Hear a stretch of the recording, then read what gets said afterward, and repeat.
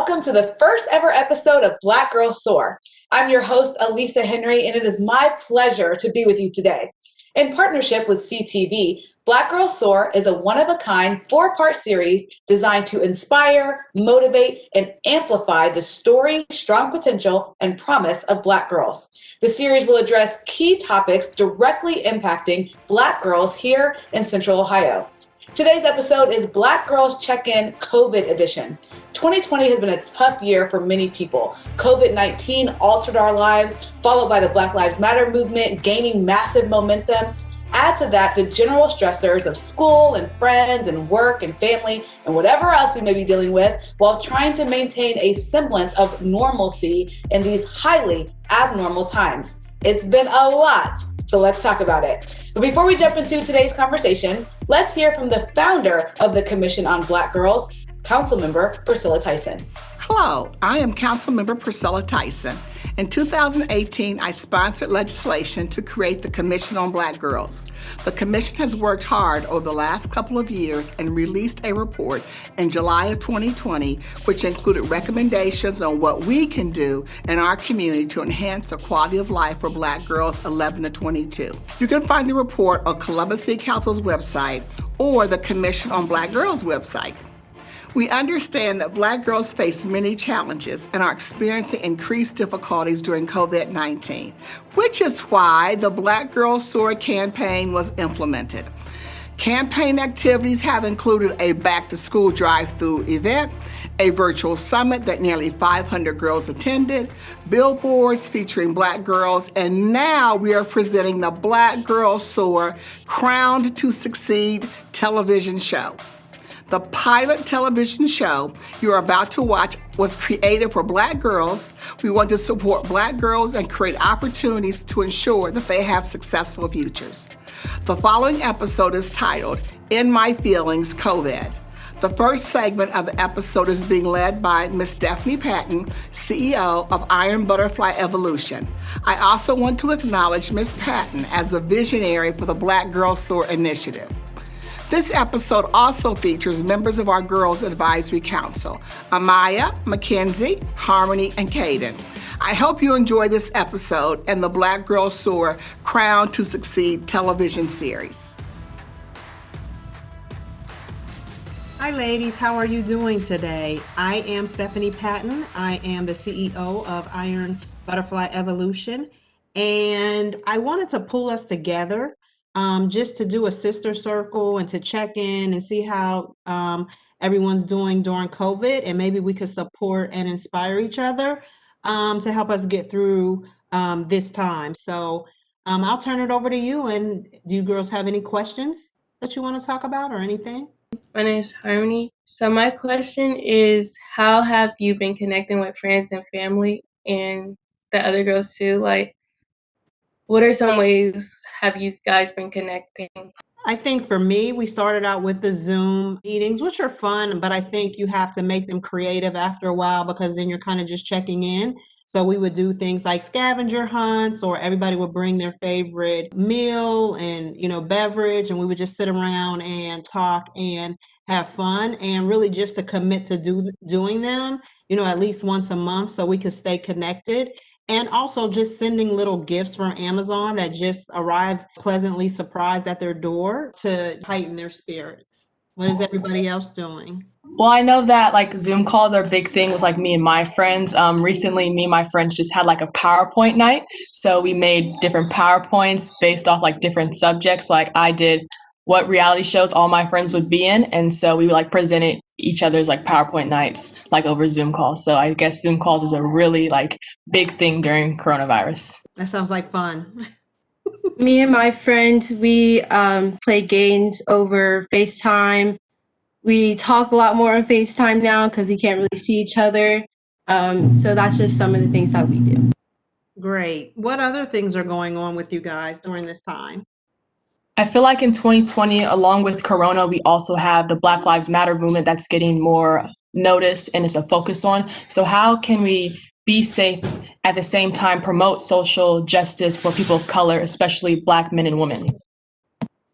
I think you have to affirm people. And when I say affirm, that's keep it positive. So say, for example, you're not able to go to the marches and support being there physically in person, but what can you do on your online presence? And just make sure that we continue to uplift the images of Black people. And so we know how we're viewed as African American women in the media. We know how we're viewed with African American males. So really just saying that there's another side. So here are all the great things that these people are doing, that that we're mourning and have been victims of violence or society or systemic racism. So we have to keep that conversation going. And then you guys, as the next line of advocates, really have to think of creative ways to get your point across and to build power among, your movement. So I would encourage you that way. And if you're going to go physically, just be safe. Keep your mask on, keep your distance. And at the end of the day, wash your hands and all the other safety measures. Take lots of vitamin C. If you're out and you're around a lot of people, just build up your immune system the best that you can. Have anybody been to any of the social justice causes or issues or been involved in any of that? I went to the one around, was it July? The female one where we marched for Black Lives Matter. And we all did have on our masks, but it was a lot of people, and I know I have a low immune system. So the marches that's going on right now, I haven't really been able to go. So I just been trying to share as many posts on my social media as I can. Yeah, that's good, because it is a large crowd, and it could be a scary thing to be in jeopardy of your own health at the same time while you're trying to support the cause. So I think that's very important to know where your boundaries are and plan accordingly. Hi, what is something you learned about yourself during this pandemic that you didn't know before? I think before the pandemic, I really enjoyed being alone, like alone time.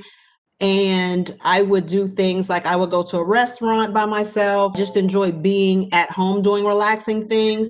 And so after the pandemic of spending all this time now at home and not being able to get out to do those things that were my source of relaxation, I think it kind of leads to borderline depression sometimes, because you realize that you don't have those outlets. So I think that, when this is over, or when it's safe enough to resume somewhat of a normal routine, that I'll be more outgoing and I'll invite people to do more things with me. So I think that's the biggest lesson that I've learned, as we're, not able to do all the things we want to do and to see our friends and family. What about you guys? What have you found creative as a teenager or as a youth to do now that some of the popular things aren't around? I really have discovered like new hobbies. I really like sewing now. So that's something I've really been looking forward. I've also discovered that I like reading as well. So when I'm not being forced to do so for school. So that's something I've also been doing. And I think I've just been really focused on getting to know myself and figuring out like what areas of me like I can use some more improvement, because as humans, I think we could always have or improve ourselves. Here's what I want to know. How are you dealing with going to school virtually? I mean, I know that it's hard. I know engagement is down. I know that it takes a lot of self-discipline to log on and stay on for 7 hours and attend classes that, you may not be interested in. So how is your school experience? I sort of get my motivation from like looking in the future. Like, I'm a junior, so junior year is very like big for college. So I can't like let this year get me down. Because I want to be great in life. So I know junior year is going to help me as one of my stepping points. So like I look to the future for my motivation. I always just think about it as it's always going to be a better outcome at the end, because right now I'm so used to like being in school. I've been in school all my life, so going virtual has been really hard. Getting up 7:30 in the morning, feeling so tired, and then I feel like my sleep schedule is kind of messing with it, getting up super early. Don't want to log into classes, but I know I have to because of the better outcome. So my message is going to be to just love yourself, love yourself, love yourself, and love yourself more than what the world is showing you right now. Love yourself more than, a pandemic that may have you down. love yourself more than people who don't believe that you're their equal and that you come from descendants of queens and kings. Your love has to be stronger and carry you through this time. And so when you don't feel that, that love, or you're feeling down, just remind yourself of the love that comes from within. So that's going to be my parting advice to young girls. So if we can just go one at a time and everybody contribute, that would be great. Backing off of what Ms. Patton said, like loving yourself, but also surrounding yourself around people who love you and want to see you do better. Because especially in a time like this, you're near family, you need people to support you and will always be there for you. I would say something as, you are amazing. Don't get yourself down. You are wonderful, and you could keep going, because a lot of girls and a lot of more people that I know have been feeling down. And I'll just leave that message to them, like, you got this, you are amazing, and you can do it. Backing off of Harmony, you're wonderful, you're amazing, you got it. And just try and go outside. And I know it's really hard, but try to go outside, like maybe take a walk around your neighborhood, and just really take some time to learn more about yourself and learn how to self-love yourself. All right. Well, ladies, thank you very much. And not only do you love yourselves, but I love you as well. And thank you for joining me on this discussion on In Our Feelings and Leaving COVID Behind. Thank you.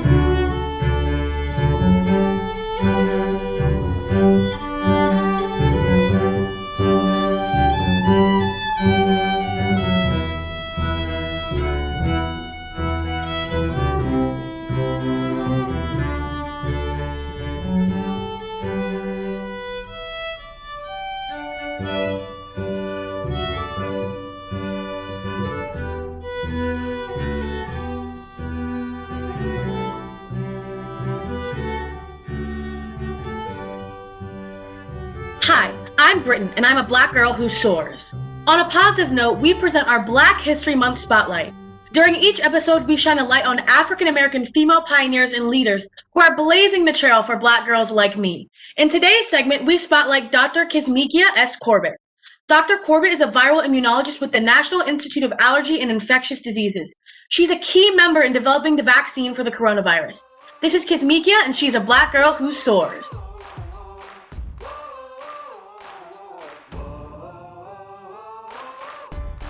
Hi, I'm Nia, and I'm a Black girl who soars. Today we kick off the series with an episode called Black Girls Checkin, COVID edition, with Dr. Laura Espy-Bell, who's here to answer all of our COVID questions. Before we get started, Dr. Espy-Bell, please tell us about your background and why COVID is such an important topic, especially in the Black community. Hi, Nia. Thanks for having me today. Again, I am Dr. Laura Espy-Bell. I am an emergency medicine physician, and I work primarily on the east side of Columbus. And it's special to me to work on the east side because that's where I grew up. So for me, I work predominantly in small emergency departments called freestanding emergency departments, but I also work at Grant Medical Center, which is a level 1 trauma center. So COVID has completely rocked our world, hasn't it?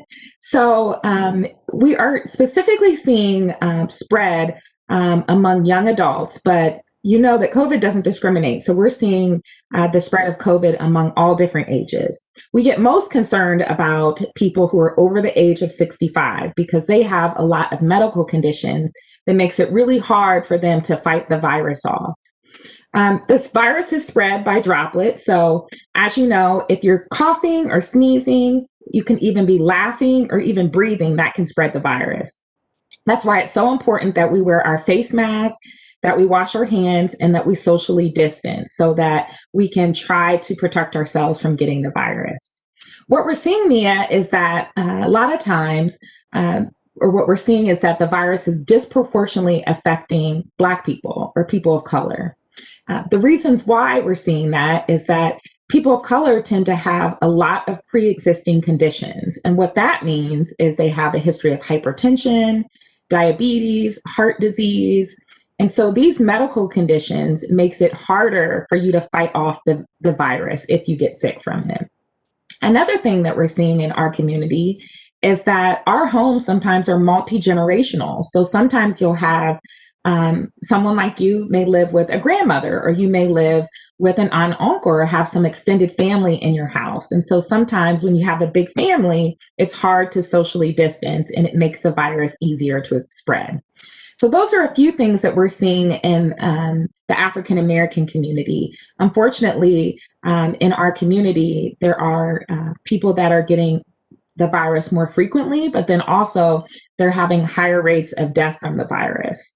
So we're doing all that we can to try to help that not happen, or try to focus on our community so that we can stay safe and healthy. So there's so much fake news about COVID-19, and some people say people my age shouldn't be as worried about getting COVID. What are 3 things teens need to know about COVID today? Good question, Nia. So first and foremost is the virus is very, very contagious. And so for young people like yourself, it's really important, even though I know you want to be with your friends and I know you want to hang out and I know, the pandemic can be really isolating.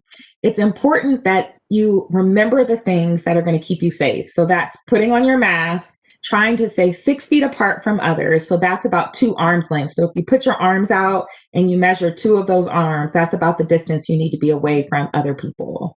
And we know that the virus spreads in small group settings. So remember when you used to be able to have a couple friends over and you would hang out and maybe have a summer party?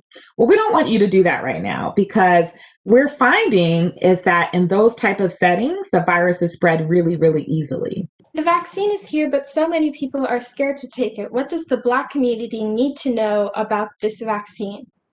That's a good question, Nia. I think it's important for the Black community to understand is that this vaccine is both safe and effective. It's been tested among tens of thousands of Americans, and all of these Americans have been different ages, races, ethnicities. All of them have had various medical conditions. So it's been completely vetted to look at not only people of color, but also other races and ethnicities. It's important to know that it was created by a Black scientist. So Dr. Corbett is one of the scientists at the NIH, and she was one of the ones that played a key role in developing the vaccine, which is another great thing for people of color to know. Also, it's been shown to have a high effectiveness rate and safety profile. So what it does is what it tells us is that if we get the virus, which is still possible even after getting the vaccine, it is protective of us having a severe reaction or getting a life-threatening issue as it relates to the virus. So that's a great thing to know. So it's important for all of us to get the vaccine when it's our turn to get it. I think it could potentially save your life or potentially save the life of someone that you love. That's fantastic. What are the rates of the clinical trials and the rate of success in those trials? That's a really good question, Nia. So the clinical trials so far have showed a high rate of safety and effectiveness, so ranging anywhere between 95 to 98%. And what that means is that it protects you from having a serious life-threatening response to the virus. So that's really encouraging, especially in the medical community, because a lot of our capacity in our hospitals is based off of how many sick patients that we have. So if we have a vaccine that can avoid people from getting really sick from it, that is going to be a good thing for all of us. That's fantastic that the vaccine has that much of an impact. And Dr. Bell, thank you so much for joining us. And thank you to our audience for tuning in. I learned so much that I can share with all my friends and all my family. And I hope you did too. So next up, we'll hear from Miss Stephanie Patton with our next segment, Get Out of Your School Days. Stay tuned. I'm Mackenzie, and I'm a Black girl who soars. Hi everyone, I'm Amaya. I'm Candy. I'm Kaden. I'm Aaliyah. I'm Rihanna. And I'm a Black girl who soars. And I'm a Black girl who soars. And I am a Black girl who soars. I'm Stephanie Patton. I'm Tonight. I'm Dr. Maria. I'm Fran, Frazier. One thing I know for sure. Black girls soar. I'm a Black girl that soars. I'm a Black girl who soars. We're all Black girls who soar. Thanks for watching, and make sure you stay tuned. We're just getting started.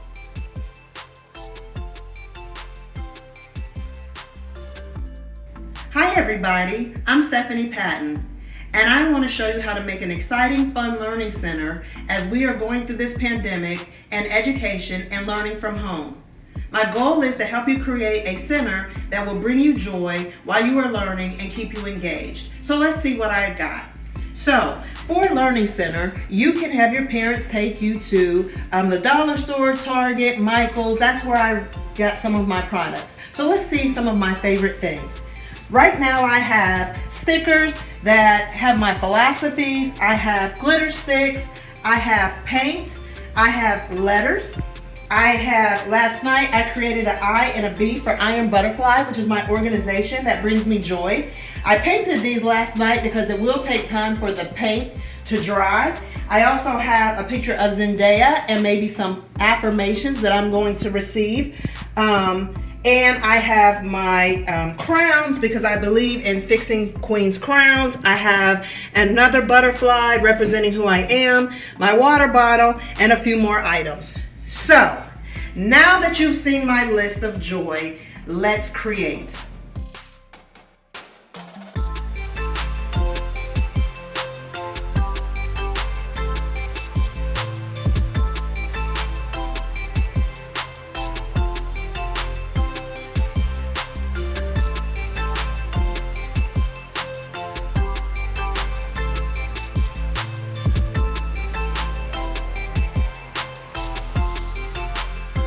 Wow, that was fun and it was soothing. So what I suggest is that you put on your favorite music and create your board so that it's surrounded with positive energy. So let's look at what I have in my learning center. So to be prepared for class, I picked a quiet spot in my house.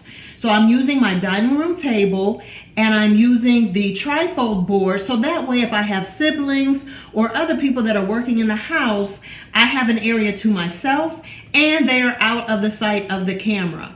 So let's look at what else I have. I have my computer screen up for class.